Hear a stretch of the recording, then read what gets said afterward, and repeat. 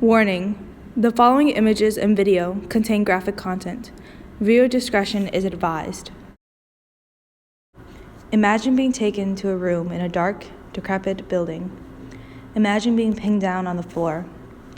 Imagine your underwear being taken off. Imagine seeing a knife being heated on the gas stove. Imagine the same hot knife slicing your clitoris. Imagine young girls shrieking in pain.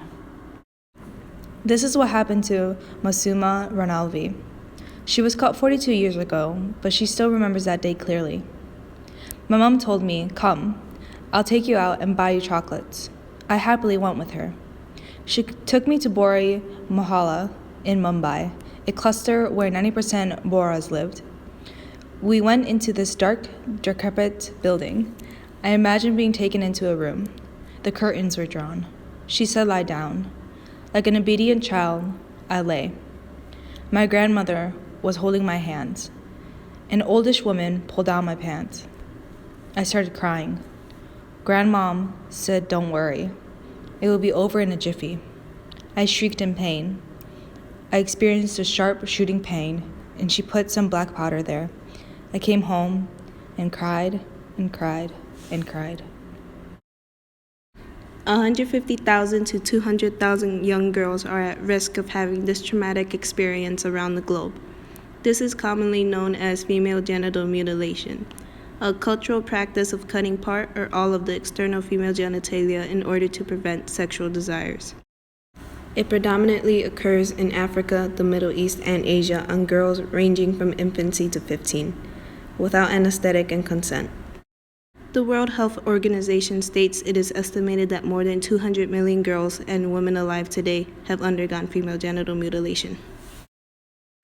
The cultural society does not realize the harmful effects that these girls struggle with their entire lives. After a female genital mutilation is performed, it can lead to infection, infertility, psychological trauma, and death. One of my sisters died from it. One of your sisters died? Yeah. How old was she? She was a week. There are 4 types of female genital mutilation. Type 1, referred to as clitoridectomy. This is the partial or total removal of the clitoris, and in very rare cases only the prepuce, the fold of skin that surrounds the clitoris. Type 2, referred to as excision. This is the partial or total removal of the clitoris and the labia minora, the inner folds of the vulva, with or without excision of the labia majora, the outer folds of the skin of the vulva. Type 3, referred to as the infibulation.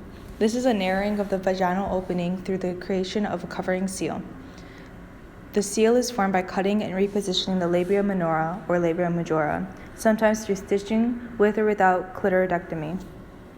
Type 4, this includes all other harmful procedures to the female genitalia for non-medical purposes, such as pricking, piercing, incising, scraping, and cauterizing the genital area. The reason for having female genital mutilation performed varies from person to person. Most of the time, female genital mutilation is performed on girls because of the gender norms embedded into the cultural society. In some cultures, the action of the female reflects on the family's reputation. It is believed that women who do not have female genital mutilation performed on them will not get married and will not be able to suppress their sexual feelings, which would bring shame and dishonor on the family. Circumcision is healthy for girls. I know this. Purified girls grow taller and get marriage proposals, but unpurified girls stay short and stubby. Circumcision is the reason why Muslim women are virtuous, unlike Western women who run after their sexual appetite in any place with any man. To prevent this from happening to more girls, there are 4 things you can do. 1. Raise awareness. More people are aware of what female genital mutilation is, but they do not actually know how many girls are at risk. Most Americans are not even aware that it is occurring in the United States, and the number of girls that undergo female genital mutilation is increasing. You can share links to articles about this issue. You can share this video. Raising awareness is a very simple step, but very powerful in the fight to stop female genital mutilation. 2. Community outreach. In order to stop the practice of female genital mutilation, we need to communicate with the believers of this practice. We need to converse with societies that practice female genital mutilation and try to help them come to the realization of the harm it brings to women. Attacking them and screaming that they are wrong is not going to convince their cultural thinking. Voicing concerns is important, but it's practical action that will have the most effect. 3. Support organizations. You can help by supporting organizations that work directly with female genital mutilation victims. You can donate money to the charities that advocate for an end to it. Showing your support to these campaigns and organizations will encourage others to continue the fight against female genital mutilation. Another simple act with an important impact. 4. Speak up. Female genital mutilation happens and you may not see it. Be wary of girls potentially at risk of undergoing it. It is an illegal practice in most places, but it is still done. If you know a girl who has undergone female genital mutilation or is at risk, contact the Female Genital Mutilation Helpline at 0800-028-3550.